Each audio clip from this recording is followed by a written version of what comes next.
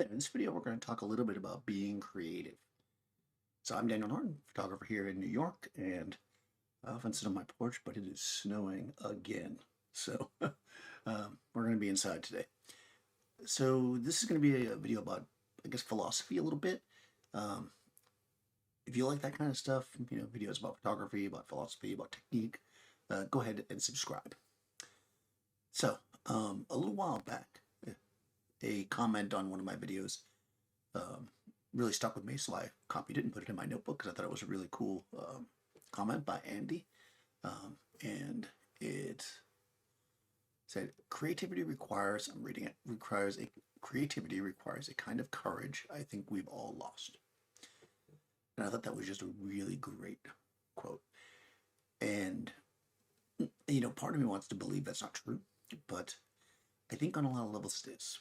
And this comes down to the idea that we, as people, generally need or want to be accepted. And when you look at things like photography with the arts, right, especially the more kind of general arts, what's nice about photography is that kind of equalizer, right? Not everybody will ever be able to paint, no matter how much effort they put into it. You can learn to paint, but it's most people can pick up a camera pretty easily and actually get a decent shot if they spend some time on it. It's not like some of the other things like drawing and painting that really, really do take a long time to get any kind of technical skill down, unless you just have a natural, a natural dexterity for it. But anyways, that's just, once again, of course, it's one of those things where you do this, right? If you think about children, right? Like if you think about a child and they do something and people laugh, right? They'll just keep doing it over and over again, oftentimes to to the point where it might aggravate people that laughed at it originally, right? Because what they saw was they got a response, right? They did something and they got a positive response. So they're thinking, well, that's what I need to do to get that response. And we can look at our photography that way, right? If you put a picture up on Instagram of a sunset and that gets more likes than anything else you've ever done, then you are very likely to put more sunset pictures. And that probably will get you more likes than you ever got before. However, this can actually box us in a lot because we need to be willing to take the sunrise picture, right? Like it's so different. No, we need to be able to take the other type of picture, right? Not the sunset picture, and put it on our page to really grow, to really expand, really go beyond. But it's hard to do it when you know that that one's probably not going to be as well received. And what's interesting about this is the longer you're in the cycle, the harder it is to break out. So if you've had like an Instagram page for the last 2 years, and every day or every time you post, you're posting a sunset picture. If you post a portrait, it is very likely not going to get as much interaction as your sunsets because you have curated your audience to want and like those sunset pictures. The people that stuck with you for the 2 years are the ones that like those pictures. So we kind of build this thing, right? Where it's like you put the first one up, it's fine. If you put a portrait the next day, it might not get as many hits, but everything's still out there. It's a level playing field, right? But then you put your third or fourth or your fifth or your sixth sunset picture, and all of a sudden you've become the person that puts sunset pictures, right? And if you put something different, it is going to certainly, at least at first, create a dip. Do we have the courage to do that? Do we have the courage to be creative, to do other things, to do the things we really want to do? I mean, you may want to just do sunsets, and if that's the case, you are good.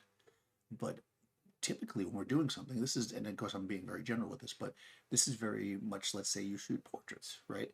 And you always shoot bright, airy portraits because you bought a big 5-foot octagon when you first started because you watched a lot of videos of people shooting outside with high-speed sync and big octagons. And now you've got a whole following of people that like those pictures. But you've been looking at other stuff. You've been looking at some of the fashion magazines, especially the ones maybe in Europe that are a little bit more kind of avant-garde, that black and white and funky and shadows and interesting stuff.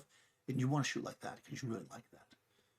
But how is your audience, right? The ones that want to see the super autofocus backgrounds with the blue skies and the big soft light that kind of doesn't make any sense on the person. How are they going to react to that?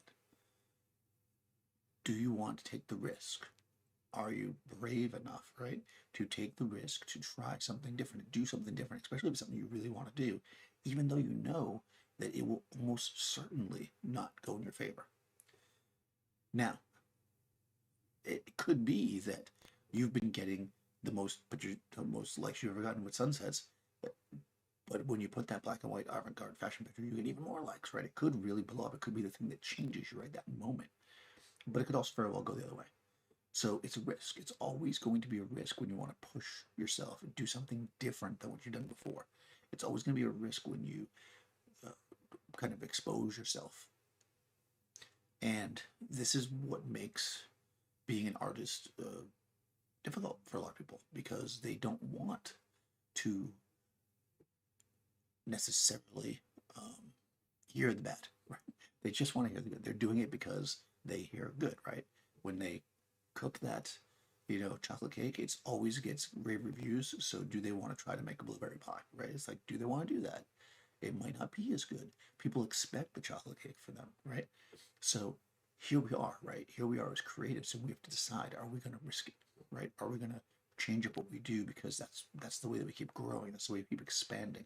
And I've talked about this before, where we need to keep changing. We need to keep growing because what often happens is you find this groove and it works for you for a while, and then all of a sudden, before you know it, you're using a flip phone and everybody else has a smartphone. It's like it just happens. Like all of a sudden you are, oh, I don't know if you can hear that snowplow. All of a sudden you're basically out of style, out of fashion, and nobody sees you as somebody who can roll with it and change because you've never done that. You've always just taken the easy road, right, by going with the thing that people wanted. So it does take courage to be creative, to step out and be creative. But I also think that if you don't take those risks, you will eventually fade. So it takes the courage, but at the same time, we need to know that it needs to be done, right? You need to always grow. You need to always try things. You need to do those images that you really want to do. And if they don't work out for you, that's okay. Sometimes people will still be there.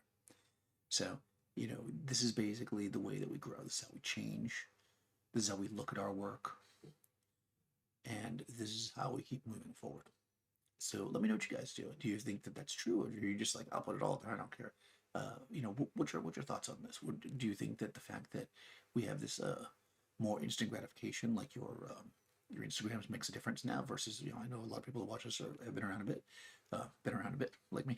Back in the day, people didn't see your stuff as often, right? So it was a little different, but they're seeing it every day, right? So does that open more opportunities, or does it make it harder? That's really the question, right? So if you have not done or if you have not done so already, go ahead and subscribe, guys. Ring the bell to get on notifications, and I'll see you next time.